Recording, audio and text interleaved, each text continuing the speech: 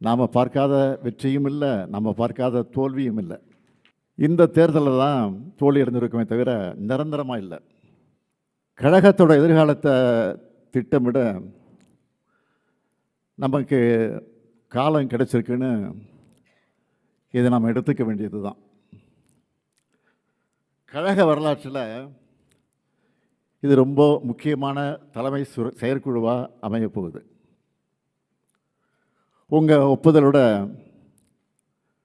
அமைப்பு முறையில் முக்கியமான பெரிய மாறுதல்களை செஞ்சு நடைமுறைப்படுத்த போகிறோம்.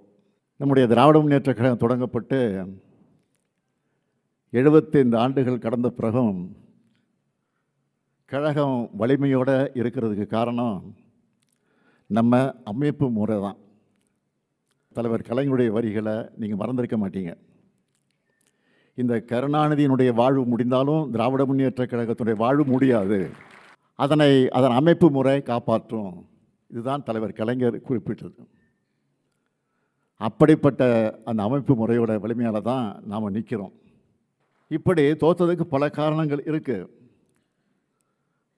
அதில் மற்றொன்று நிர்வாகிகளோட செயல்பாடுகள்.